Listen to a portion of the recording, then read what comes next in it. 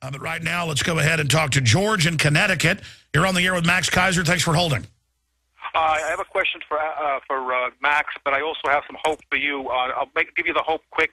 I was listening to a very left-wing New York station, and it was an Occupy Wall Street, and they're talking about Ron Paul, and lots of people are giving upbeat things, so that there's the hope that there may be a joining at some point. The question for Max, though, is that I'm wondering, every time they drive down gold and silver under GLD and SLV, is that maybe we can use that as an opportunity to buy the real stuff, say, look, they're pushing it down, switch from GLD and SLV, buy the real stuff, then it makes less in the market, and also then we secure a lower price at the same time for that product. What do you think, Max? Yeah, that's what's happening. That's what people are doing. They're getting out of the paper gold, which includes GLD and SLV, and they're buying the physical gold and silver. And that's what's happening. And the demand for gold and silver is still extraordinarily high all around the world. So, yeah, they're shifting out of the paper. They're moving into the physical. And at some point, the physical will start to be traded at quotes. They'll be priced in a completely separate from the paper. So you'll have two markets. You'll have the physical market will be trading at one price, and then they'll have the paper market trading at a completely separate price. And so are you looking for a boomerang? Because it'll go down for a while as the paper market collapses, which is happening because no one trusts MF Global. And I guess that's why the head of it, the head of the CME group is having to come out and cry uncle, because they do see it literally across commodities markets are going down because of loss of confidence. Then I guess as everybody then rushes into physical, could that push it then up a lot? Well, yeah. Also, it's also strong hands. These are physical cash buyers. So the world is moving in a very stealthy fashion to a gold standard. You know, gold vending machines are now all over the world. People own gold, and we're becoming a gold-oriented society. So the central banks trying to avoid that from happening by increasing margin accounts, by screwing around with GLD, they're bringing in a stealth gold standard anyway. So they're hoisted by their own petard. You know, they don't understand that this is not stopping people from buying gold and silver. And my target of 5,000 on gold is the same as it was 7 years ago, 8 years ago. I haven't changed that target as my interim target. Sure, we've seen them drive it down many times, and it's the same game. George, thank you for the call. Good points. Good question. Let's go ahead and talk to Chuck in Virginia. You're on the air, Chuck. Thank you, Alex. Thank you, Max. My question is, using Max's analogy earlier, with J.P. Morgan putting a gun to Corzine's head, when America leaves China hanging with the $2 trillion in debt, do you think China will put a gun to America's head by virtue of like a Chinese Red Dawn? Well, I think that you already have incredible influence in American policy from China. Certainly in the monetary policy and in the financial policies, China's got incredible influence.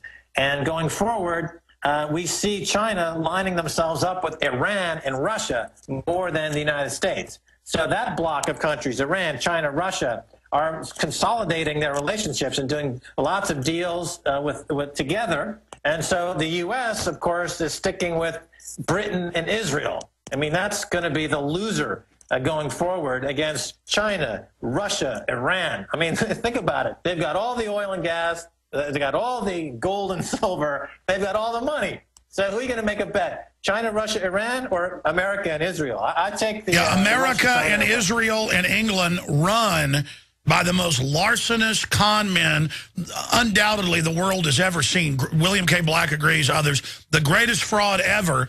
And they're waging war against our own countries, from Israel to the U.S., are all occupied by basically military dictatorships with a little fake government out front. And you're right, Russia and China and others were heavily invested, especially China. They wanted to be part of the New World Order. They were offered, and now they've been sold derivatives and crud. So their president is threatening war with the U.S. now in Reuters, but it's not even on the nightly news. I mean, that shows you how crazy the world's gotten, and that even the Communist Party of China is now freaked out about who's running the U.S. Because these bankers are so sure of themselves, are so hubris drunk, that who knows what they'll do. Well, I'm in that camp. And they have got the resources. They're in Africa securing resources in the case of China, where the U.S. is blowing money on weapons to try to secure energy resources. It's a completely inefficient way to do that. And the next world war is not going to be fought with tanks and rockets. It's a currency war. And it's going to be fought with derivatives. And countries with actual resources behind these derivatives are going to do better than the U.S., which is just, in the UK and Israel, they're just printing debt. So it's going to be debt versus real resources, and I think real resources are going to prevail. And by the way, that's why, and I've told people this for a decade or more, from the manuals, the drills, I've documented it, but now they're admitting they are lining up the U.S. military after farmers and ranchers. That's who they train to take on, and that's who they're now using Predator drones on. I mean, why are they so scared of farmers and ranchers, Max? Well, I guess because they're afraid of anybody who's independent in any way. Farmers and ranchers are independent because they have an independent source of income, and they're not reliant on the government to that extent. So that's obviously a threat to the central planners in Washington. Wow, we're going to come back, and I'm going to keep it till 5 after, and we're going to let you go. And for a whole hour into the next, we're going to have a very interesting guest in studio with us. Max Kaiser is our guest. We're going to break, but just briefly, Max, when do you expect gold to go back up? Well, you know, that's the timing on gold and silver is something that people should stop trying to time it. And I've always said the best way is to give yourself a dollar cost averaging. So every month you go in with the same amount of money. So here this month, when it's being attacked, you go in with that same amount of money, and you're going to end up buying more. All right, we'll be right back. Stay there, Max. We've got 2 segments left with Max Kaiser, this short one, and one more short one to go to phone calls here. Let's go ahead and go to Info in Maryland. You're on the air, Info. Hi, Max. How you doing? Good. I kind of agree with Max Kaiser about the whole MF Global thing with Corzine. The fact that he was able, the fact that he had to lie because, you know, his family might be in danger and they have a gun to his head and stuff like that. I mean, what could you absolutely do? All right, I appreciate your call. We have to expose these criminals. It's a moral issue, and this is an educational thing. It shows us that our government is criminal and out of control and illegitimate, and that we need to fix it. Max Kaiser, your comment. It's a replay of Enron. Remember Enron?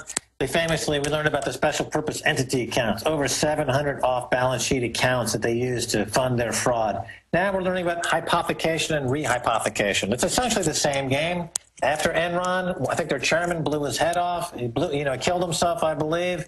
Somebody else went to jail. The stock went to zero. $80 billion got wiped out. In the case of J.P. Morgan, I think we're going to see the same thing. Chairman could blow his head off. Stock goes to zero. Someone's going to go to jail. It's a replay. But much bigger. It's a $160 billion company. Enron was $80 billion. So on a pure stock play, it's twice as big, but it's systemically glued into the system. But yeah, but that's a side issue because it's the derivatives. The Ponzi scheme has infected everything. And so we're basically talking about the bullet that shot a hole in us instead of talking about the bullet hole.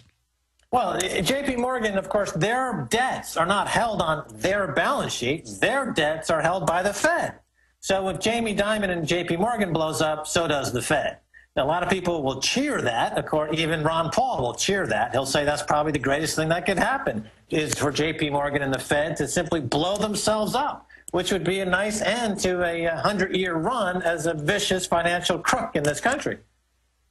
We're going to go to break and come back with 3 or 4 more calls and then let Max Kaiser go and bring in our next guest who's going to be in studio. But here's a headline. Ron Paul outlines his campaign secret weapon on the radio show with us yesterday. Steve Watson has an article on that. He's now in a dead tie with Newt Gingrich. And as people learn how dirty Gingrich is, he is falling like a rock.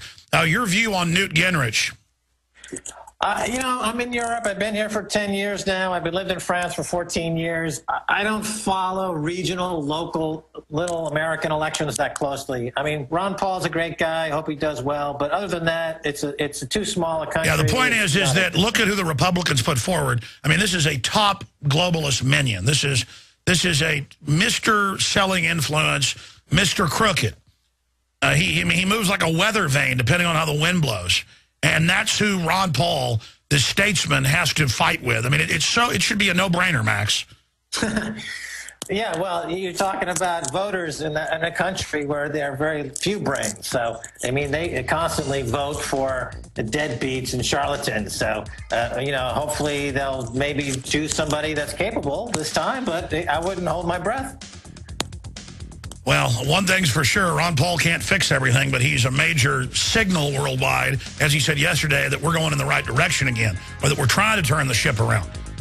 But my goodness, if we get any of the other candidates, Obama, Romney, Gingrich, heaven help us. Stay with us. The globalists are just going to get more and more corrupt until they fall. The question is, will they crush us in the process? I think we're doing a pretty good job, though, Max. I see a lot of people waking up. Briefly, your statement on that, and we'll take some more calls. Well, Alex, this is why God invented the guillotine. So that's the long and short of it. Let's go to Freedom Lover in Florida. You're on the air with Max Kaiser. Hi, thanks for taking my call. I listen to both of you all the time. I was wondering, one statement I want to make, and then I have a couple questions. What I would think would be a great ticket with Ron Paul personally would be Peter Schiff. I think he would be a great running mate. But having said that, I wanted to know, Max, is there validity behind a statement that Mike Dillard of the Elevation Group made that 144 tons of gold was supposed to be sent to Libya from the New York Fed, and that's actually what got Gaddafi assassinated? And also, if I could just follow up with you, Alex, what do you mean personally when you say that you see a turnaround after, like, the final clampdown occurs? Well, I mean, things are going to have to get really bad before people start really waking up. People are starting to wake up now because things are bad, but they have no idea historically how guaranteed crazy this is going to get. But yes, it's true that from what I read, I don't know about the particular guy you mentioned, that Libya was demanding delivery of its gold, and we know Venezuela has now done that. Max Kaiser. The thing about Libya was, of course, the second they let Tony Blair into the country, the country was doomed. He got J.P. Morgan to manage their pension accounts, lost 98%. Got Goldman Sachs to come in and manage some sovereign wealth money. They lost something like 80%. They totally bankrupted the country within 6 months. This is what killed Libya, because Tony Blair introduced them. Of course, Tony Blair went from governing Britain to going on J.P. Morgan's board of directors and cutting deals in the Mideast. And Gaddafi thought that they really wanted to be his friends. Talk about becoming a delusional dictator. Well, he met the true terrorists. You know, he thought, blowing up a Pan Am flight, that's chicken feed compared to what Tony Blair does on a daily basis. Yeah, they blow up whole countries. They blow up whole countries. That's not. Yeah, that's a Pan Am flight. That's just an initiation for these guys. They got to do that just to get into Freedom Lover, great questions. One last one for Max Kaiser. Daryl in North Carolina. Yeah. Thank you, Alex. Hello, Max. Very quickly, I'd like to ask, you say that the banks can just go in and snatch out of your deposit. Do credit unions face the same risk? And do you feel that if Glass-Steagall was reinstalled, that we would recover? That's a good question. Max Kaiser, take us out with that. Max, did you hear his question? Okay, yeah, credit unions. Yeah, credit unions are definitely a far superior alternative. And the second question was again? If Glass-Steagall was reinstated, do you think we could recover? Yeah, Glass-Steagall, of course. Glass-Steagall, any yeah, what's happening is, Max, your Skype or phone or whatever we got you on today, it's Skype audio, is breaking up. But I think it's more important, to point out, as you said, they're leveraging the derivatives right now. They're not getting, so that's the opposite of getting Glass-Steagall. In fact, they're going, even more than the other direction. They're using bailout money to further gamble and becoming more and more reckless. Max Kaiser, thank you so much for joining us. Just how do they steal private bank accounts? They have the government take it over to protect them, correct, Max? Yeah, they just make a phone call. There's no laws. All right, Max, thank you so much. MaxKaiser.com. We'll talk to you again soon. All right, buddy, thanks. There goes Max. Well, great having him on for an hour and a half. Okay, we've got our amazing next guest coming on.